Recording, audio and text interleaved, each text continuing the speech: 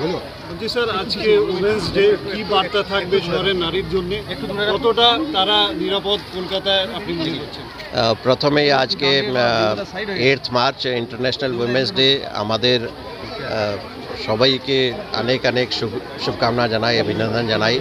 আমাদের ওয়েস্ট বেঙ্গলে সারা দেশে যত মহিলারা আছেন আমরা জানি মানে ওদের কন্ট্রিবিউশন প্রচুর আছে, সেটা অনেক জায়গায় হয়তো অ্যাকসেপ্ট হয় না, কিন্তু আজকে আমরা দেখছি মহিলারা প্রত্যেক ক্ষেত্রে অনেক এগিয়ে এসছেন।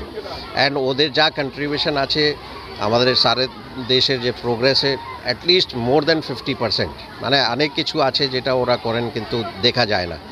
তো ওদের কন্ট্রিবিউশনের জন্য আজকে আমরা এই জায়গায় পৌঁছাতে পেরেছি। ওয়েস্ট বেঙ্গল অ্যান্ড কলকাতা পুলিশের তরফ থেকে সবাইকে অনেক অনেক শুভকামনা। কলকাতা পুলিশ সারা সময় মানে স্পেশাল এফার্টস করে যাতে মহিলারা সুরক্ষিত থাকেন। দু একটা ঘটনা হয়েছে কিন্তু ওটাতে পুলিশ যথেষ্ট স্টেপস নিয়েছে। অ্যান্ড আজকে দেখলেন এখানে আমাদের তেজস্বিনী কীভাবে ওরা ট্রেনিং করায়।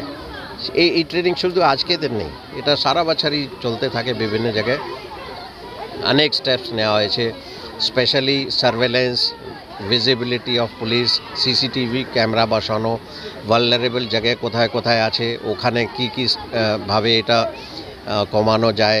তো এইগুলো স্টেপস নেওয়া হচ্ছে। আমরা আশা করি একটা নিরাপদ আছেন এখানে অ্যান্ড নিরাপদ থাকবেন। কলকাতা সাইবার ক্রাইম নিয়ে আপনি কনসার্ন প্রকাশ করলেন, নতুন কিছু ইউনিট খোলা হয়েছে কলকাতা পুলিশে সাইবার। আমরা যেটা নতুন লেটেস্ট যে স্টেপ আছে, একটা জয়েন্ট সিপি সাইবারের পোস্ট আর একটা জয়েন্ট সিপি লিগাল, দুটো নতুন আমাদের পোস্ট ক্রিয়েট করা হচ্ছে। আমরা আশা করছি নেক্সট ক্যাবিনেট যেটা হবে ওটা অ্যাপ্রুভ হয়ে যাবে। এছাড়া সাইবার আমাদের উইং যেটা আছে ওটাকে টোটালি ডিভাইড করে, যেহেতু খুব এক্সপ্যান্ড হয়ে যাচ্ছে, কাজটা অনেকটাই বেড়ে যাচ্ছে। সো ইনভেস্টিগেশন আছে, টেকনিক মানে ইকুইপমেন্টসের রিলেটেড আলাদা ইস্যু আছে, ট্রেনিং রিলেটেড মানে খুব এক্সপার্ট ট্রেনিং লাগে, তো তার জন্য একটা আলাদা উইং। তো সাইবার সেলকে আমরা বিভিন্ন ছোট ছোট সেলে ডিভাইড করেছি। অ্যান্ড ডিসি সাইবার ছিলেন, তার উপর একটা জয়েন্ট সিপি সাইবারের পোস্ট ক্রিয়েট করা হয়েছে। যেরকম ওয়েস্ট বেঙ্গলে এডিজি সাইবার আছেন, আমাদের এখানে জয়েন্ট সিপি সাইবার খুব শীঘ্রই ওটা পোস্ট স্যাংশন হয়ে যাবে। তো আমরা আশা করছি অ্যান্ড চেষ্টা করছি যেখানে আমরা সুযোগ পাই সাইবার ক্রাইমের আগেনস্ট অ্যাওয়ারনেস আমরা বাড়াচ্ছি। হোপফুলি এই বছর আমরা দেখতে পারবো দ্যাট ট্রেন্ড যেটা আছে ওটা হয়তো কমবে। সিপি সাহেব, একটা অন্য প্রসঙ্গ নিয়ে প্রশ্ন আছে।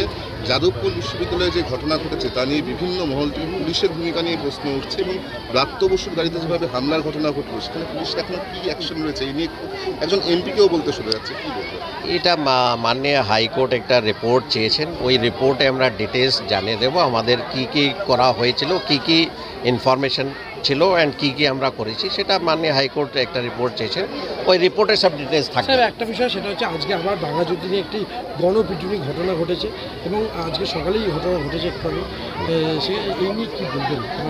এই যে এত ওটাও মানে এই অল ইস্যুস এইরকম যত ইস্যু আছে ইনভেস্টিগেশন করে দেখা হচ্ছে।